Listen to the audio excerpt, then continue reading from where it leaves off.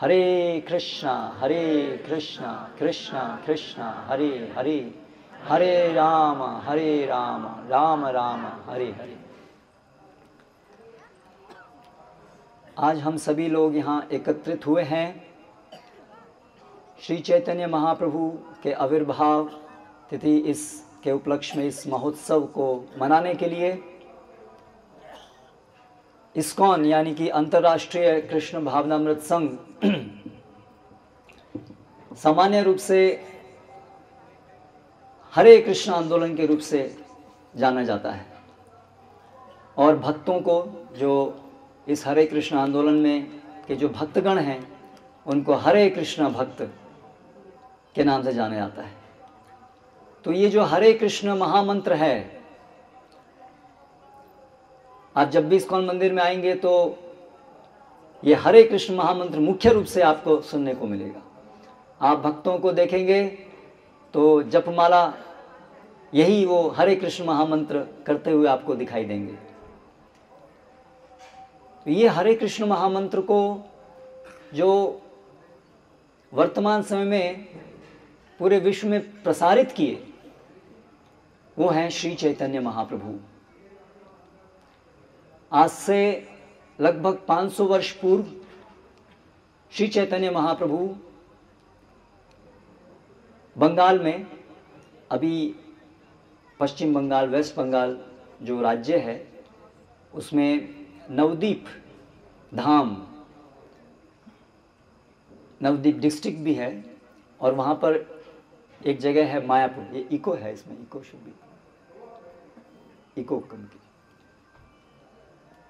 मायापुर धाम, वहाँ पर श्री चैतन्य महाप्रभु का प्राकट्य हुआ। कौन है ये चैतन्य महाप्रभु? तो श्री चैतन्य महाप्रभु स्वयं भगवान श्री कृष्ण हैं। तो बहुत से लोग हैं जो ऐसा बोलते हैं कि ये भगवान के अवतार हैं। भारत में विशेष रूप से बहुत प्रचलित हैं। इस प्रकार से आए दिन बहुत लोग अपने को अवतार बताते हैं।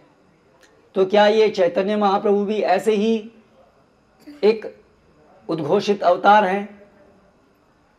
कई लोगों ने मिलकर के उनको अवतार घोषित कर दिया या उन्होंने अपने को अवतार घोषित कर दिया हो, क्या ऐसा है? तो भगवान के अवतार तो होते हैं, भगवान तो आते हैं इस जगत में। भगवान भगवद गीता में बताते हैं, यदा यदा हि धर्मस्य ग्लानिर्भवति भारत अभ्युत्थानम। भगवान तो आते हैं बार बार। लेकिन ऐसे भी है कि बहुत से लोग स्पष्ट रूप से सामान्य व्यक्ति हैं लेकिन वे अपने को भगवान उद्घोषित करते हैं या उनके अनुयायी उनको भगवान कहते हैं। तो कैसे समझे कि चैतन्य महाप्रभु वास्तव में श्री कृष्ण हैं? तो कोई भी अवतार को जानने के लिए तरीका है कि वो जो भगवान अवतार के रूप में आते हैं तो उनका वर्णन शास्त्रों में होता है। शास्त्र, वैदिक शास्त्र सामान्य व्यक्तियों के द्वारा लिखी हुई कोई ग्रंथ नहीं है, इसलिए शास्त्रों को अपौरुषेय कहा गया है। यानी किसी पुरुष, साधारण एक व्यक्ति की रचना वो नहीं है। वो साक्षात जो सभी इस पूरी सृष्टि के सृष्टि करता है, पालन करता है, संहार करता है, यानी पूर्ण पुरुषोत्तम भगवान, उनके द्वारा ये दिया गया ज्ञान है। इसलिए ये किसी सामान्य पुरुष के द्वारा दिया गया ज्ञान नहीं है। तो शास्त्रों में वर्णन होना चाहिए अवतारों का, उनके क्रियाकलापों का, उनके गुणों का। इस सब के माध्यम से जो आचार्यगण हैं, जो वैदिक संस्कृति को हम तक पहुंचाते हैं और जो अपने पूरे जीवन में इन शास्त्रों का पूरी तरह से अवलंबन करते हैं, ऐसे आचार्य के द्वारा ऐसे अवतारों को स्थापित किया जाता है। तो श्री चैतन्य महाप्रभु के विषय में इसी प्रकार से बहुत जगह पर हमारे वैदिक शास्त्रों में वर्णन है। श्री चैतन्य महाप्रभु जो अवतार हैं वो कई तरीके से अन्य अवतारों से भिन्न भी हैं। जब भगवान श्री कृष्ण स्वयं आए तो उन्होंने स्पष्ट रूप से घोषणा की कि वे पूर्ण पुरुषोत्तम भगवान हैं। भगवद गीता में भगवान ने अर्जुन को कहा, अहम सर्वस्य प्रभव मत्तः सर्वं प्रवर्तते इति मत्वा भजन्ते माम बुधा भाव समन्विताः। सभी चीजों का आदि उद्गम मैं श्री कृष्ण हूं। और इस प्रकार से स्पष्ट रूप से उन्होंने घोषणा की।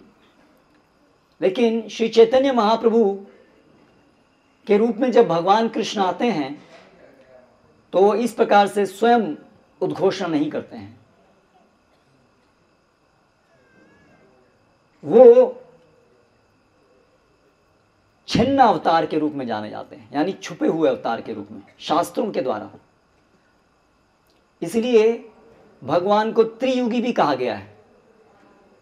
3 युगों में, सतयुग, त्रेता, द्वापर युग में भगवान स्पष्ट रूप से अपने को प्रस्तुत करते हैं हम सबके सम्मुख। लेकिन कलयुग में भगवान इस प्रकार से अपने को प्रस्तुत नहीं करते हैं। इसलिए उनको श्रीमद् भागवतम के अंदर छिन्न अवतार कहा गया है। लेकिन बहुत सारे इस प्रकार से प्रमाण हैं। जैसे जब भगवान श्री कृष्ण अवतरित हुए तो जब उनकी कुंडली बनाई गई तो उसमें बताया गया नंद महाराज को कि ये जो आपके पुत्र हैं पहले ये इस रंग में आते हैं, श्वेत वर्ण में आते हैं, श्याम, और फिर एक है पीत वर्ण। तो अन्य युगों में बाकी सभी जो उनकी देह की कांति होती है उसमें वो सभी अलग अलग अवतार के रूप में आ चुके हैं, लेकिन पीत वर्ण के रूप में कलयुग से पहले किसी अन्य अवतार में नहीं आए। तो गौरा चैतन्य महाप्रभु का जो दिव्य शरीर की जो कांति थी वो एक पिघले हुए सोने के समान थी, इसलिए उनको गौर कहते हैं। तो ये पीत वर्ण, तो इस अवतार का इस प्रकार से उल्लेख शास्त्रों में यहाँ पर हुआ। और फिर श्रीमद् भागवतम में जहाँ पर सभी अवतारों का वर्णन हो रहा है, कलयुग में भगवान किस रूप में आएंगे वहाँ पर ये वर्णन हो रहा है, चल रहा है। तो वहाँ पर बताया गया है, कृष्ण वर्णम तुषा कृष्णम संगोपांगास्त्र पार्षदम यज्ञ संकीर्तन प्राय यजंती ही सुमेधशः। अर्थात कि ये जो अवतार होंगे कलयुग में वो कृष्ण वर्णम, वो हमेशा कृष्ण कृष्ण कृष्ण कृष्ण ये बोलेंगे। तुषा कृष्णम, लेकिन उनके जो शरीर की कांति होगी वो श्याम वर्ण की नहीं होगी। यज्ञ संकीर्तन प्राय कृष्ण वर्णम तुषा कृष्णम संगोपांगास्त्र पार्षदम, और अपने पार्षदों के साथ हमेशा वो रहेंगे और लीलाएं करेंगे और संकीर्तन यज्ञ का उद्घाटन करेंगे। तो आप देखिए विशेष रूप से उनकी क्रियाओं का उल्लेख है, उनके वर्ण की कांति का उल्लेख है। अन्यत्र इस प्रकार से उनके किस परिवार में किस कौन के माता पिता होंगे इसका वर्णन है। शची सुत, महाभारत के अंदर अलग अलग जगह उल्लेख है, नारद पंचरात्र में उल्लेख है। तो इस प्रकार से श्री चैतन्य महाप्रभु को श्री कृष्ण हमें स्वीकार करना चाहिए, क्योंकि वो शास्त्र का आदेश है और इसी प्रकार से महान आचार्यों ने उनको स्वीकार किया है। इस कलयुग के अंदर जो युग धर्म है वो हरि नाम संकीर्तन होता है।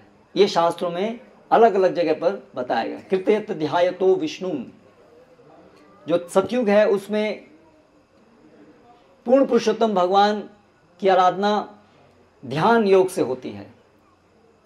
त्रेतायाम यज्ञ मखई, त्रेता युग में अलग अलग यज्ञ संस्कार करने से, यज्ञ करने से भगवान की आराधना होती है। द्वापर युग में मंदिर के अंदर अर्चा विग्रह की पूजा विधि के द्वारा भगवान की उपासना होती है। और कलौ तत् हरि कीर्तनात्, कली में हरि के कीर्तन के द्वारा भगवान को हम जानते हैं या भगवान की उपासना करते हैं। तो ये जो संकीर्तन आंदोलन संकीर्तन अर्थात बहुमिलित्वा, बहुत से लोग मिलकर के वाद्य इत्यादि के साथ जब भगवान श्री हरि, भगवान विष्णु, कृष्ण, इनके नामों का उच्चारण करते हैं, उसको संकीर्तन कहते हैं। चैतन्य महाप्रभु जब अवतरित हुए तो उस समय में एक भ्रांत धारणा पूरे हिंदू समाज में फैली हुई थी कि ये जो भगवान का नाम है या कोई भी मंत्र है,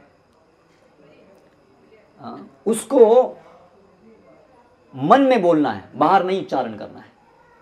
तो ये शास्त्र में लिखा है, मंत्र जो है वो सीक्रेट, उसको गोपनीय रखना चाहिए, ये शास्त्र में लिखा है। तो ये जो हरे कृष्ण महामंत्र है, उसको भी अज्ञानतावश हमारा हिंदू समाज ऐसा ही एक मंत्र मान करके उसको भी गोपनीय रखते थे, उसको बोलना नहीं है। लेकिन ये जो महामंत्र है, ये अन्य वैदिक मंत्रों से पृथक है। शास्त्रों में उल्लेख है कि ये हरे कृष्ण महामंत्र के श्रवण कीर्तन में इस प्रकार की कोई भी पाबंदियां नहीं है। इसको उच्च स्वर में बोलना चाहिए, हर कोई व्यक्ति इसको बोल सकता है। अलग अलग वैदिक मंत्रों में कौन बोलेगा, कौन नहीं बोलेगा, शुद्धि किसकी है, उसके अनुसार वो मंत्र का उच्चारण कर पाएगा, ये सब बहुत सारे नियम हैं। लेकिन ये जो भगवान का नाम है, ये हरे कृष्ण महामंत्र, इसमें कोई इस प्रकार का नियम नहीं है। जो वैदिक मंत्र होते हैं, उनकी जो रचना होती है वो इस प्रकार से होती है, जिसका आशय ये होता है, उसमें भगवान का नाम होता है, लेकिन साथ साथ इस प्रकार से कि नमः, हम आपके अपनी जो फॉल्स ईगो है, अपना जो मिथ्या अहंकार है, हम उसको आपको समर्पित कर रहे हैं। इस भावना को जागृत करते हुए इस प्रकार की रचना में वो मंत्र होते हैं। उसमें एक बीज मंत्र, बीज शब्द होता है इत्यादि, नमः अंत में होता है, भगवान का नाम बीच में होता है। लेकिन ये हरे कृष्ण महामंत्र, ये भगवान का नाम है। हरे कृष्ण राम, ये 3 इसमें शब्द हैं। हरा वो भगवान की अंतरंगा शक्ति को संबोधित करता है, और श्रीमती राधा रानी, और कृष्ण सर्व आकर्षक जो भगवान का गुण है, इसकी वजह से ये कृष्ण, परम पुरुषोत्तम भगवान को कृष्ण नाम से जाना जाता है। और राम जो सभी रसों के आगार हैं, आनंद के स्रोत हैं, इसलिए उनको राम नाम से जानते हैं। तो इसलिए कृष्ण और राम ये पूर्ण पुरुषोत्तम भगवान को संबोधित करने वाले दिव्य ध्वनि हैं, और हरा भगवान की संपूर्ण जो शक्तियां हैं उनको संबोधित करने वाली ध्वनि है, आध्यात्मिक ध्वनि है। इसलिए ये एक विशेष मंत्र है, इसलिए इसको महामंत्र कहा गया है। और इसको उच्चारण करने में कोई किसी प्रकार का ये नियम नहीं है, इस प्रकार के नियम नहीं है कि किस समय में उच्चारित करना है, कौन उच्चारित कर पाएगा, नहीं कर पाएगा। हाँ, नाम के अंदर शुद्ध नाम, नाम आभास, नाम अपराध, ये गणना है। लेकिन सामाजिक स्तर पर कोई ले सकता है, कोई नहीं ले सकता है, या कोई समय जब ले सकते हैं, नहीं ले सकते हैं, ऐसे कोई उसमें कठोर नियम भगवान नाम में नहीं है। तो जब चैतन्य महाप्रभु अवतरित हुए तो उस समय हिंदू समाज में इस प्रकार की अनेक भ्रांत धारणाएं थीं, क्योंकि हमारी जो सनातन धर्म है, जो वैदिक संस्कृति है, वो चरमरा गई है। और ये आज की बात नहीं है, चैतन्य महाप्रभु जब आए तब भी चरमरा चुकी थी। इसलिए वो वैदिक संस्कृति के केवल बिगड़ा हुआ रूप रह गया था, इसलिए इस प्रकार की भ्रांत धारणाएं थी। तो श्री चैतन्य महाप्रभु ने आकर के हमें सभी को ये संकीर्तन आंदोलन सिखाया। तो उन्होंने बंगाल में अपने संगियों को लेकर के तेज स्वर में वही हरे कृष्ण महामंत्र का उच्चारण करने लगे, और उनका प्रभाव इतना अधिक था, जो भी उनके मुख से हरे कृष्ण महामंत्र सुनता था, अगर थोड़ी सी भी उसके अंदर कुछ पायटी है या कई बार नहीं भी है तो भी वो कृष्ण प्रेम से ओतप्रोत हो जाता था। जब तक कि कोई व्यक्ति बहुत अधिक भगवान के प्रति ईर्ष्यालु नहीं हो तो ये उसका प्रभाव होता था।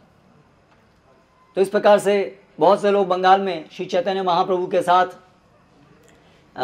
हरे कृष्ण करते हुए चलते थे। तो जो तथाकथित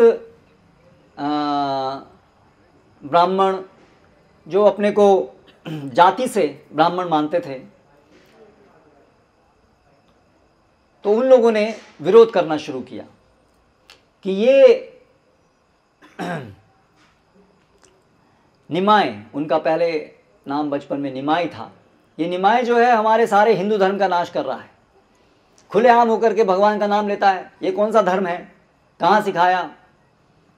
और उन्होंने उस समय का एक मुसलमान शासक था बंगाल में, उस समय मुसलमानों का राज था,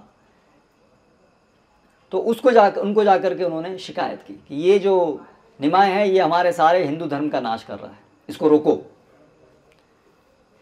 तो वो जो वहाँ का नवाब था तो उसने ऐलान किया, उसके अपने लोगों को भेजा और उन्होंने भक्तों से ये मृदंग जो बजा रहे थे, ये वाद्य हैं चैतन्य महाप्रभु के संकीर्तन के, करताल, मृदंग, तो ये मृदंग तोड़ दिए और धमकी दी कि कोई भी ये जो है ये भगवान नाम, ये हरि नाम, हरे कृष्ण ये नहीं लेगा।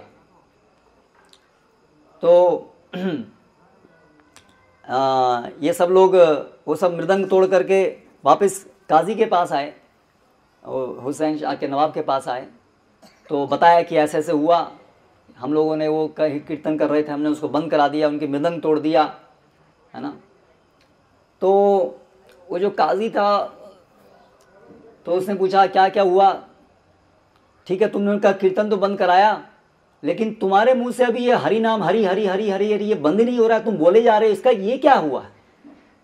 बोले हाँ पता नहीं ये क्या हुआ है, हमने तो उनको मजाक मजाक में ऐसे ही बोला अरे हरिदास, ऐसे मजाक किया, लेकिन पता नहीं उसके बाद क्या हो रहा है कि हमारी ये जीव जो है बंद ही नहीं होती है, भगवान का नाम इसमें आते जा रहा है, हम रोकना चाह रहे हैं लेकिन रुकता नहीं है।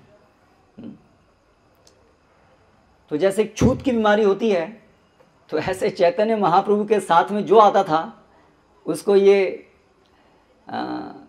भगवान का नाम उनके मुख से सुनने से उसके अंदर कृष्ण प्रेम आ जाता था और वो फिर चाहते हुए भी हरि नाम रोक नहीं सकता था, और फिर उनके संपर्क में कोई आता था तो उसका भी यही हाल हो जाता था। तो इस प्रकार से ये मुसलमान लोग थे, लेकिन इनका यह हाल हो गया कि ये हरि नाम रोक नहीं पा रहे थे। तो इस प्रकार से जब वो ऐलान कर दिया कि अभी कोई संकीर्तन नहीं करेगा, तो चैतन्य महाप्रभु ने अपने सभी साथियों को लिया और बोला कि आज हम सब कीर्तन करते करते वो नवाब के घर जाएंगे, देखते हैं वो कैसे ये कीर्तन को बंद करता है।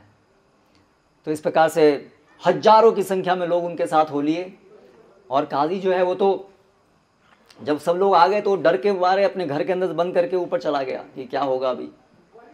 तो फिर धीरे से उसको नीचे बुलाया गया कि डरो मत, आपको कुछ कहेंगे नहीं, आप नीचे आओ।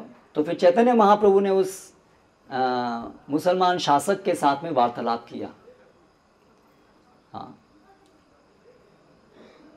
तो पहले तो प्रश्न किया कि ये कैसा तुम्हारा धर्म है, जिन माँ का तुम दूध पीते हो, गैया का, उसी को मारते हो, ये कैसा तुम्हारा धर्म है। और इस प्रकार से फिर उसने हमारी कुरान में कहा है और तुम्हारे शास्त्रों में भी तो बलि होती है, ये सब वार्तालाप हुआ। तो अंत में वो जो काजी है वो संतुष्ट हुआ कि वास्तव में ये जो इस प्रकार की जो सब हमारे यहाँ बताई गई हैं बातें, तो ये सब का कोई औचित्य नहीं है, लेकिन आप जो कह रहे हैं वो सही कह रहे हैं। उसने स्वीकार किया। तो फिर चैतन्य महाप्रभु ने कहा ठीक है, लेकिन आप इतने डरे हुए क्यों हो। तो उसने बताया कि मैंने ये आपका संकीर्तन तो रुकवा दिया, लेकिन रात को सपने में एक बहुत ही भयानक व्यक्ति मेरे सपने में आया। इस प्रकार से उसके बड़े बड़े दांत थे, हाथ थे, और मेरी छाती पर चढ़ के बैठ गया और उसने मुझे बताया कि यदि ये तुम हरि नाम रोकोगे तो तुम्हारा सर्वनाश हो जाएगा। तो मैं बहुत डर गया, इसलिए मैं ये कभी आपका हरि नाम रोकूंगा नहीं। और उससे काजी ने ऐलान कराया कि इस मेरे जो भी एरिया है इसमें चाहे मुसलमान हो चाहे कोई हिंदू हो, कभी भी कोई भी, और मेरे जितने भी वंशज हैं वो कोई भी हरि नाम को रोकेंगे नहीं। और आज भी उस जगह पर जो उनके वंशज हैं वो भगवान के हरि नाम को में आनंद लेते हैं, ऐसे मुसलमान लोग हैं। तो इस प्रकार से चैतन्य महाप्रभु ने ये हरि नाम संकीर्तन को स्थापित किया और ये वर्णन शास्त्रों में मिलता है कि ये अवतार जो हैं कलयुग में ये करेंगे। तो श्री चैतन्य महाप्रभु भगवान श्री कृष्ण हैं। भगवान श्री कृष्ण जैसे सर्वश्रेष्ठ धर्म हमको सिखाने आते हैं। क्या सिखाने आते हैं? भगवान भगवद गीता में बताते हैं, सर्वधर्मान परित्यज्य माम एकम शरणम व्रज अहम त्वाम सर्व पापेभ्यो मोक्षयिष्यामि मा शुचः, कि आप सभी मेरी शरण में आइए।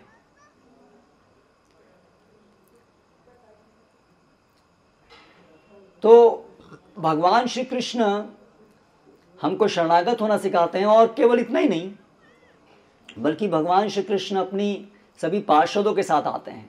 नित्य पार्षद, गोपीगण, अर्जुन, नंद महाराज, ये सब भगवान श्री कृष्ण के नित्य पार्षद हैं। उनके साथ आते हैं और वृंदावन में जो आध्यात्मिक जगत में जो गोलोक है वहाँ पर भगवान नित्य रूप से जो भगवान के शुद्ध भक्त हैं, अनन्य भक्त हैं, उनके साथ जो प्रतिक्षण लीला विलास करते हैं, आनंद का आस्वादन करते हैं। और उनके जो भक्त हैं वो भगवान की इस प्रकार से अलग अलग प्रकार से सेवा करते हैं, भक्तिमय सेवा करते हैं और आनंदित रहते हैं। उसका प्रस्तुतिकरण श्री कृष्ण आकर के करते हैं।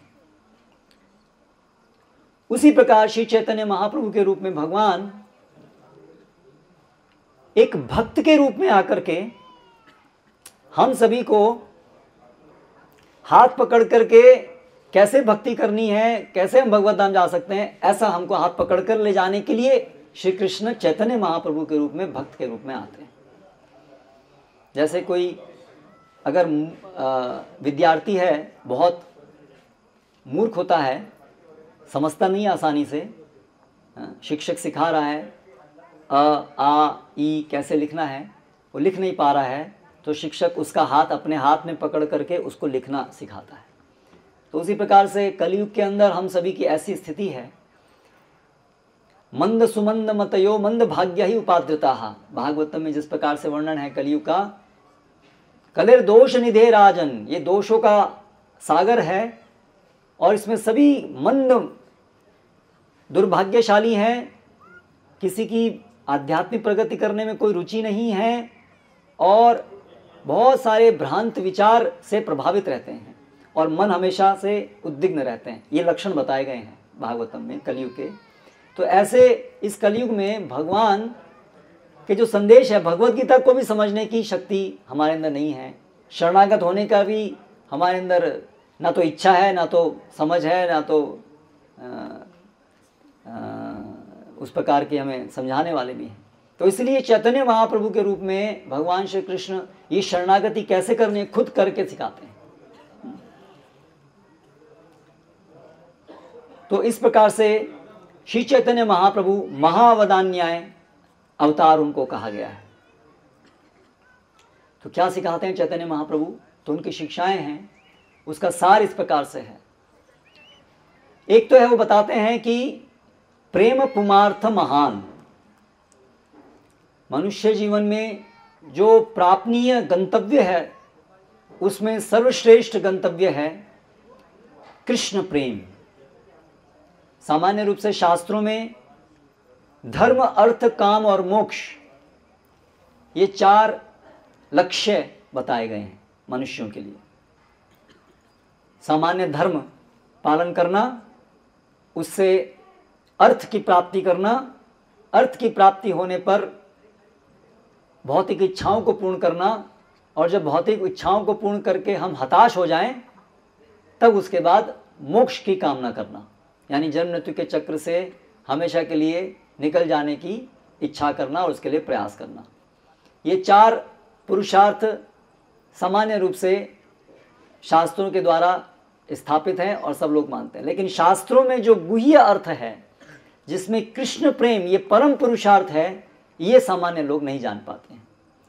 तो श्री चैतन्य महाप्रभु के अवतरण का एक प्रमुख कारण विशेष रूप से कलयुग के हम सभी दुर्भाग्यशाली जीवों को ये हमारा परम लक्ष्य कृष्ण प्रेम है, ये बताने आते हैं। तो आप देखिए, अगर आप वर्तमान समय को भी लें तो हम लोग क्या करते हैं, सामान्य लोग, हम सब लोग किस चीज में अपना जीवन बिता रहे हैं। जन्म होता है, बच्चे हैं, खेलते हैं, युवक होते हैं तो युवक युवती एक दूसरे से आकर्षित होते हैं, फिर विवाह होता है, संतान होती हैं, कुछ जॉब करते हैं या बिजनेस करते हैं, कुछ पैसा कमाते हैं, घर चलाने की चिंता, घर का मेंटेनेंस करते हैं, फिर धीरे धीरे इसी प्रकार से वृद्ध हो जाते हैं, कुछ नाम कमाने के लिए कुछ धार्मिक क्रियाएं करते हैं, और फिर एक दिन इसी प्रकार से मर जाते हैं, खत्म। ये सामान्य हम सभी का जीवन की एक कहानी है। इसलिए शास्त्र में कहा गया है, कर्माणि आरंभमाणानाम दुःखहत्यै सुखाय च पश्येत पाक विपर्यासम, कि हम सभी को देखना चाहिए कि हम जो भी कार्य कर रहे हैं सुख को बढ़ाने के लिए, इंद्रिय सुख को बढ़ाने के लिए, और जो अपने आप से इस प्रकृति के द्वारा हमें भौतिक दुख मिलता है उसको खत्म करने के लिए अलग अलग प्रकार से हम प्रयास कर रहे हैं। लेकिन पश्येत पाक विपर्यासम, परिणाम उल्टा हो रहा है। कोई सुखी नहीं है, सब दुखी हैं। ये जान करके मिथुनी चरिणाम नृणाम, जितने भी ये स्त्री पुरुष साथ में रह करके, जब व्यक्ति थोड़ा युवक बनता है तो फिर विवाह करता है स्त्री पुरुष, किस लिए? अब हम दोनों साथ में रह करके अपने इस पूरे जीवन को बहुत सुख में बनाएंगे, इस आशा से सामान्य सभी लोग विवाह करते हैं। और आजकल हम और ज़्यादा एडवांस हो गए हैं, तो आजकल विवाह भी नहीं करते हैं, ऐसे ही साथ में रहते हैं जैसे ही कुत्ते बिल्ली रहते हैं। तो लेकिन चेष्टा यही है कि कैसे हम सब मिलकर के, दोनों मिलकर के अलग अलग प्रयास करके अपने सुख को खूब बढ़ाएंगे और जितना भी दुख मिलता है उसको ख़त्म कर देंगे, और इस प्रकार से हम जीवन में परम सुख प्राप्त करेंगे। लेकिन शास्त्र बताते हैं होता इसका उल्टा है, क्योंकि अन्यत्र बताया गया है, को वा अर्थ सुखयत्येनम कामो वा मृत्युरंतिके आघातम नियमानस्य वध्यस्येव न तुष्टिदः। उदाहरण दिया है, जिस प्रकार से एक व्यक्ति जिसको मृत्युदंड मिल गया है, अभी उसको मारने के लिए ले जाया जा रहा है, उस व्यक्ति से अंत में पूछते हैं कि तुम्हारी अंतिम ख्वाहिश क्या है। अभी तुम मरने वाले हो, अभी अंत में जो भी तुम्हारी इच्छा है वो पूर्ण करने की कोशिश की जाएगी, तुम्हारी क्या ख्वाहिश। तो आप सोचिए, अगर किसी व्यक्ति को इस प्रकार से मृत्युदंड हो और उसको अंत में अंतिम ख्वाहिश पूछी जाए, तो क्या वो ख्वाहिश को पूरा करके वो क्या कभी सुखी हो सकता है? कभी नहीं हो सकता। उसको तो इतना बड़ा संताप आगे दिख रहा है, मृत्यु, तो कैसे वो कभी भी किसी भी चीज में सुख प्राप्त कर सकता है? संसार की कोई भी सर्वश्रेष्ठ चीज भी आप भौतिक सुख की उसको प्रदान कर दीजिए, वो व्यक्ति जिसको पता है कि आप तुमको मृत्युदंड हो गया है, तुमको कल मरना है, आज आप उसको संसार की कोई भी चीज दे दीजिए, वो कभी हृदय में उसको भोग नहीं कर सकता। उसी प्रकार से शास्त्र कहते हैं हम सबकी यही स्थिति है, हम सबको मृत्युदंड है, फिर भी हम लोग इस भौतिक जगत का भोग करने का प्रयास कर रहे हैं। तो कैसे सुखी होंगे? क्योंकि हम सबको पता है कल मरना है, कल नहीं तो परसों, 1 साल बाद, 2 साल बाद, कभी भी पता नहीं, आज भी, कभी भी। तो ऐसी स्थिति में कैसे हम कभी भी इस भौतिक जगत के किसी भी चीज को प्राप्त करके सुखी हो सकते हैं? ये असंभव है। तो इसीलिए भगवत गीता में आचार्यों के माध्यम से भगवान स्वयं आकर के हम सभी को जगाते हैं। उत्तिष्ठ जागृत प्राप्य वरम निबोधता। हम क्यों ये माया की गोद में सो रहे हैं? दुराशया ये बहिरर्थ मानिना। हम एक ऐसी आशा लगाए बैठे हैं जो कहीं पूरी नहीं होने वाली। हम सभी सुख चाहते हैं, उसमें गलती नहीं है। सुखी होना वो आत्मा का स्वाभाविक गुण है। आनंदमय अभ्यासात भगवान का गुण है, और क्योंकि हम भगवान के अंश हैं इसलिए हमारा भी वो गुण है। लेकिन हम जिस प्रकार से आनंद ढूंढ रहे हैं भौतिक सुखों में, इंद्रिय भोग में, वहां आनंद नहीं है। यही संस्पर्शजा भोगा दुखयो ने एवते आद्यंतवंत कौन्ते न तेषु रमते बुधा। भगवद गीता में भगवान कहते हैं ये सारा का सारा भौतिक सुख तो अनित्य है, अंत में मृत्यु है, वो सबको खत्म कर देगी। ऐसी स्थिति में कैसे इस भौतिक जगत की कोई भी चीज सुख में हो सकती है? ये विवेक हमको देने के लिए, हमको जगाने के लिए चैतन्य महाप्रभु सबसे पहले तो हमको आते हैं। तो क्या है फिर हमारा परम आनंद? कहाँ है परम आनंद? है हमारा घर परिवार जनों के साथ में रहने में, वो हमारा आनंद नहीं है। क्योंकि घर परिवार के जन छू मंतर हो जाएंगे, खत्म हो जाएंगे, और बहुत सारी स्थिति में तो रहते रहते इतना कष्ट हमको देंगे कि हम ही सोचेंगे कब इनसे पाला छूटेगा। ऐसा बहुत होता है।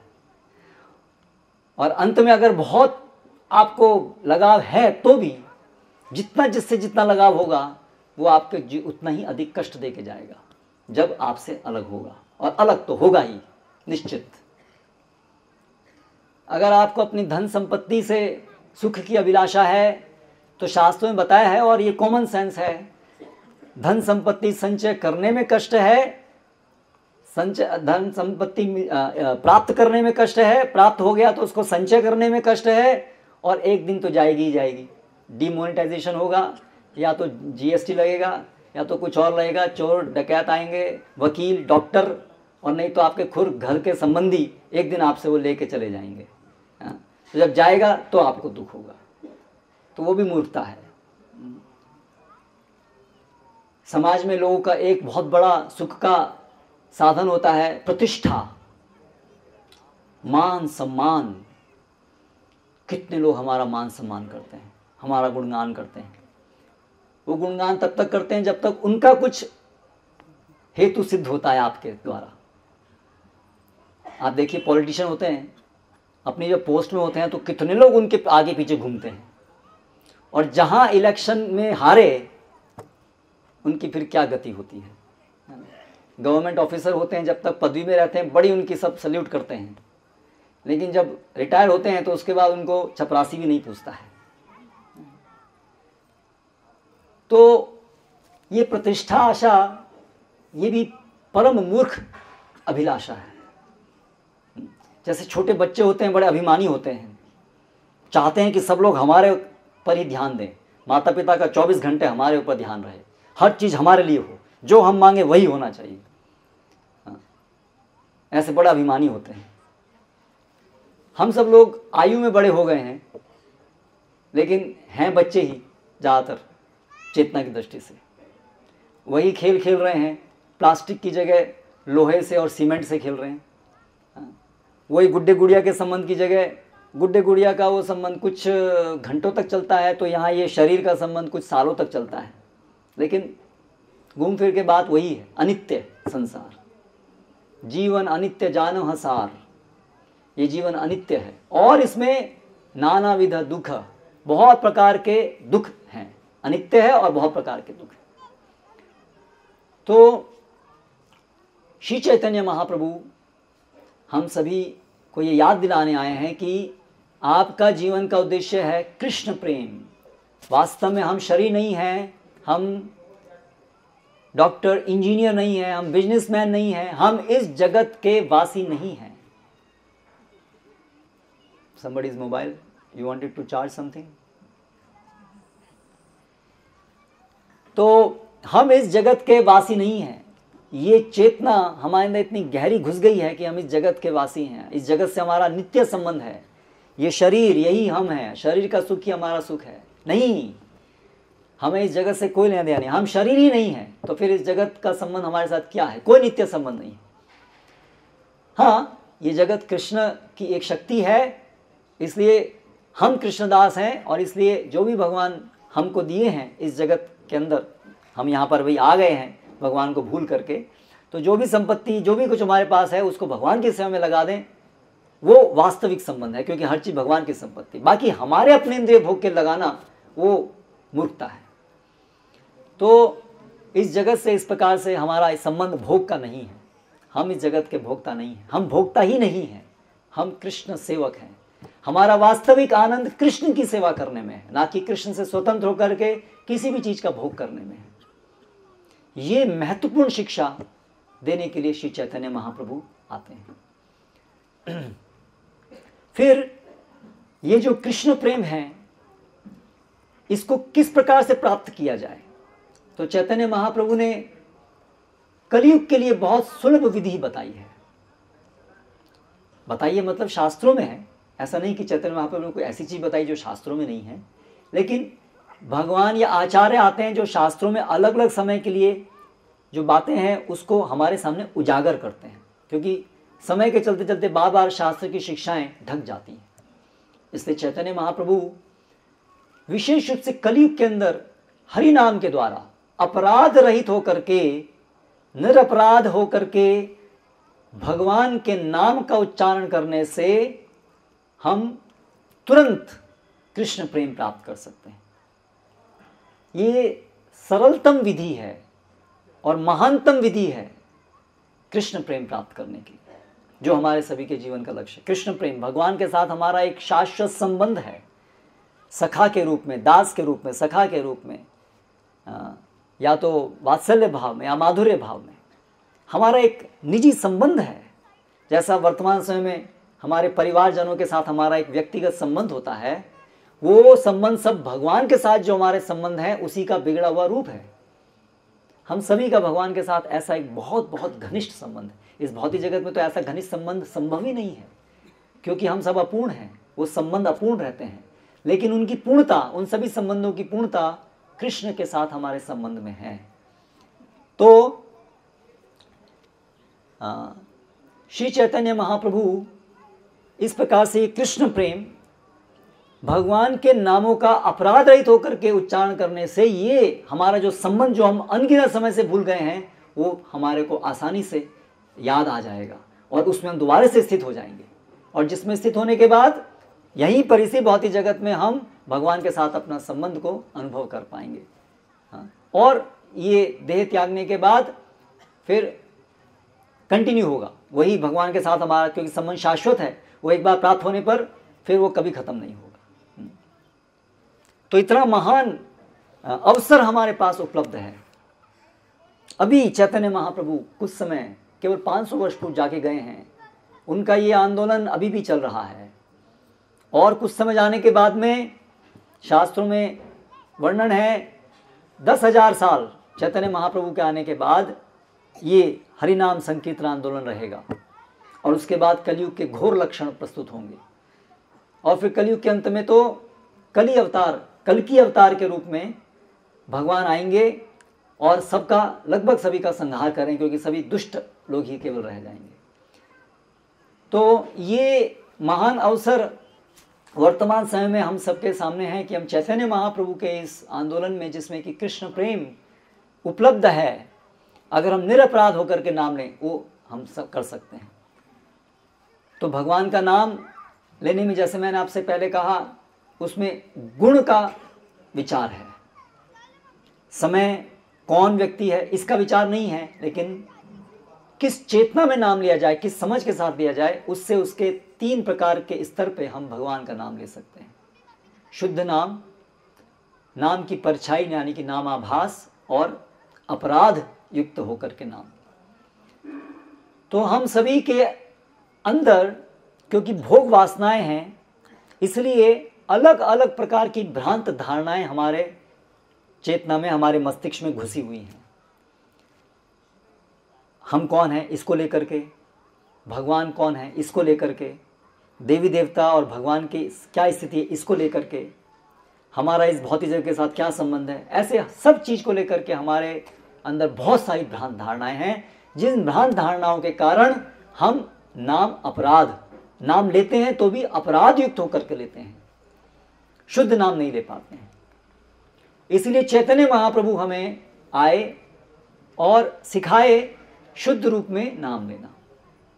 अपनी शिक्षाओं के द्वारा जो उनके अनुयायी षड गोस्वामियों ने ग्रंथों के रूप में जिसको एकत्रित किया, शास्त्रों से उद्धरण लेकर के चैतन्य महाप्रभु की शिक्षाओं को उन्होंने प्रस्तुत किया। षड गोस्वामियों ने सभी शास्त्रों को, जिसके माध्यम से कैसे हम निरपराध होकर के भगवान का नाम ले सकते हैं, ये पूरी पद्धति बहुत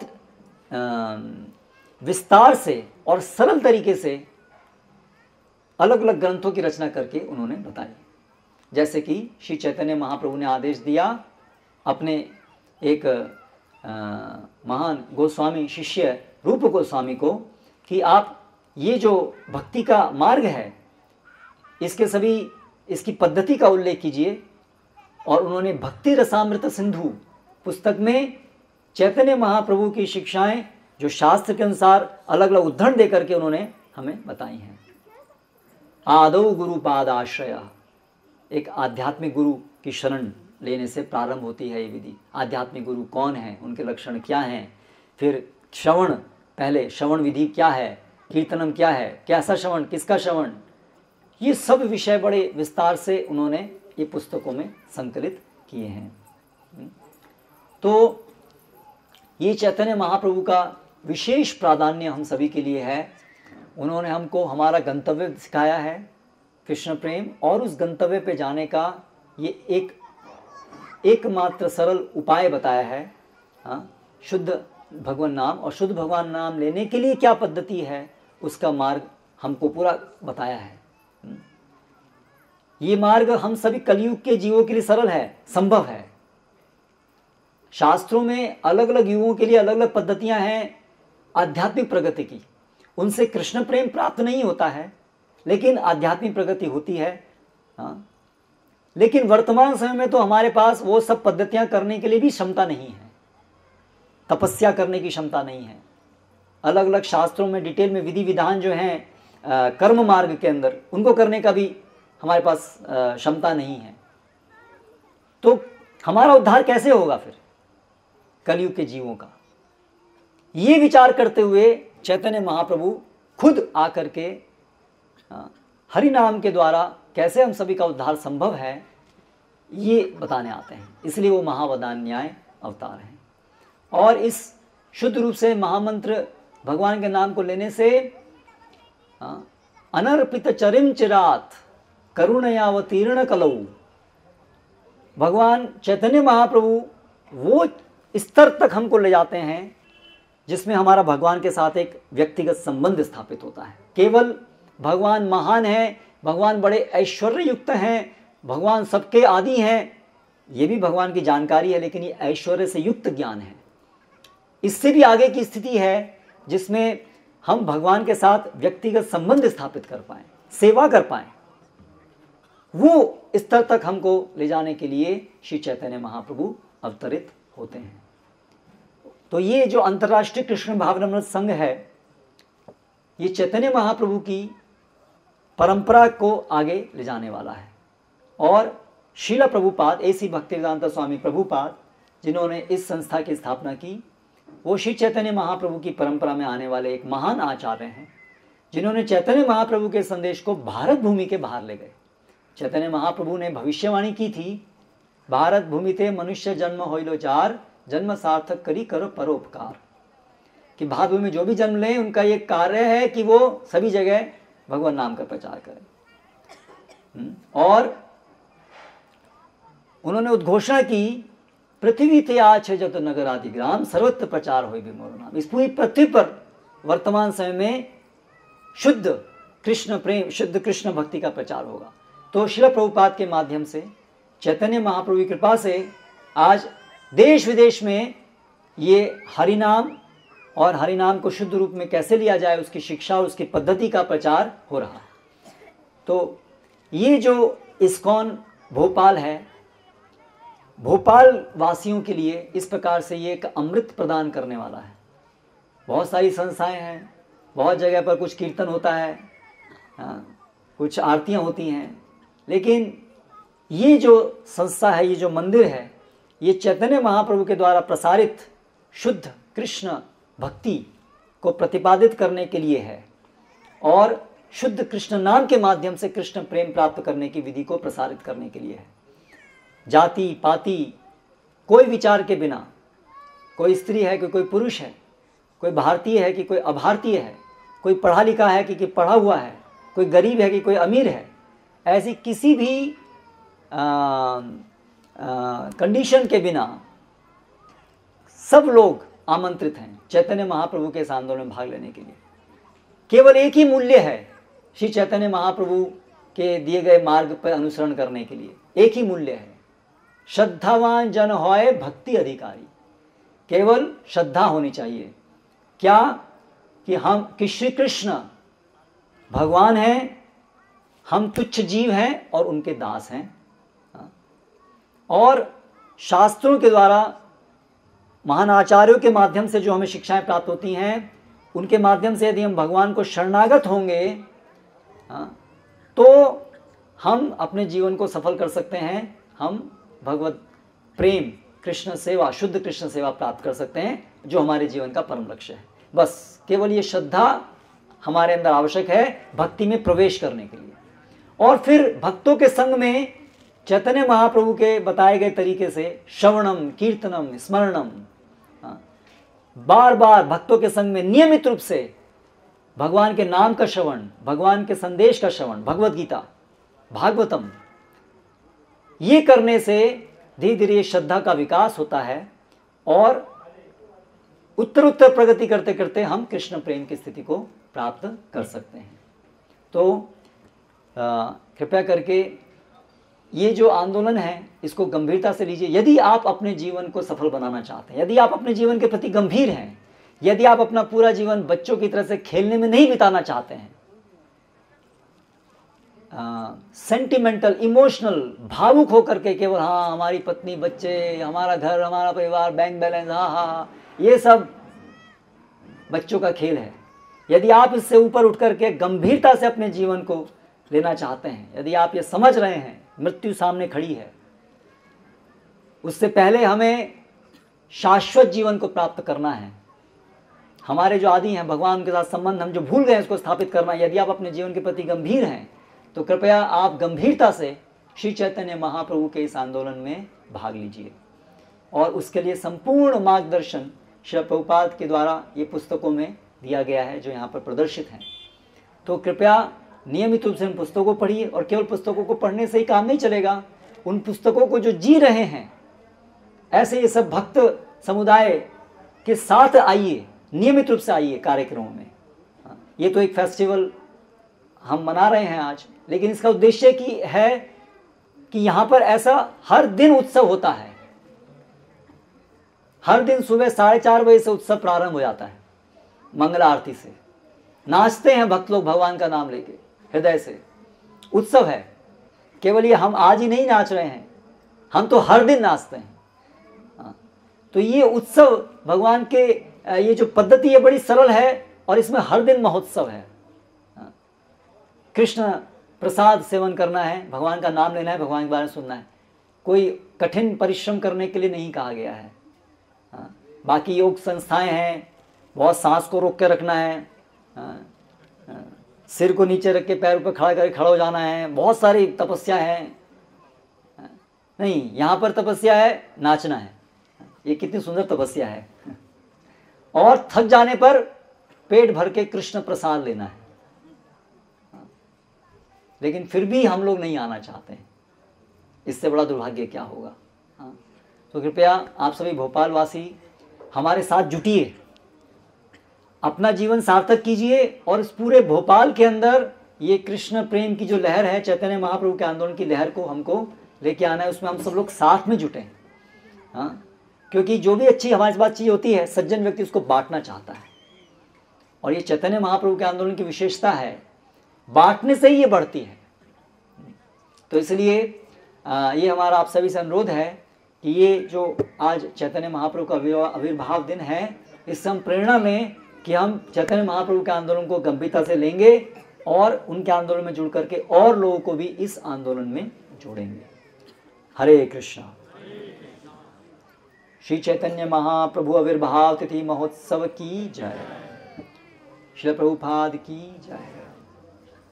हरे कृष्णा। किसी का कोई प्रश्न है? हरे कृष्णा। हरे कृष्ण। ये सत्य है कि महापुरुषों ने बताया है कि आसक्ति के बिना जीवन संभव नहीं है, लेकिन आसक्ति से अनासक्ति की तरफ जाने के लिए विचारों से मुक्त होना काफ़ी आवश्यक है, और वो संभव नहीं हो पाता क्योंकि प्रतिपल मन में काफ़ी विचार आते हैं। तो उनसे मुक्ति पाने के लिए कोई सही मार्ग बताएं जिससे कि परिवार का भरण पोषण करते हुए अपन कृष्णेर संसार करो छोड़ी अनाचार, यही चैतन्य महाप्रभु शिक्षा है। परिवार को छोड़ना नहीं है, विचारों खत्म नहीं करना है, अपनी इंद्रियों खत्म नहीं करना है। यही भ्रांत धारणा है जिसकी वजह से आप ये समस्या अनुभव कर रहे हैं। आप सही हैं, आसक्ति को हम पूर्ण रूप से कभी नहीं छोड़ सकते हैं, लेकिन आसक्ति के विषय को बदलना है। परिवारजनों के शरीरों में जो अनित्य हैं उनमें आसक्त होने की जगह हमें नित्य जो हमारे प्रेम के पात्र हैं श्री कृष्ण, उनमें आसक्त होना है। आसक्ति खत्म नहीं की जा सकती है, केवल उसको गलत जगह से सही जगह ले जाना है। अभी हम इस शरीरों में आसक्त हैं, भोग करने में आसक्त हैं, उसकी जगह हमें आसक्त होना है भगवान की सेवा में। विचारों को बंद नहीं करना है, विचारों को कृष्ण में मोड़ना है, परिवार को कृष्णमय बनाना है, परिवार का पालन पोषण कृष्ण की सेवा के लिए करना है। कृष्णार्थ अखिल चेष्टम, कृष्ण की सेवा के लिए हर चीज को लगाना है। तो फिर छोड़ने की बात ही नहीं रही, केवल उसको हर चीज को अपने भोग की जगह कृष्ण की सेवा में लगाना है। वो आसान है। धन्यवाद।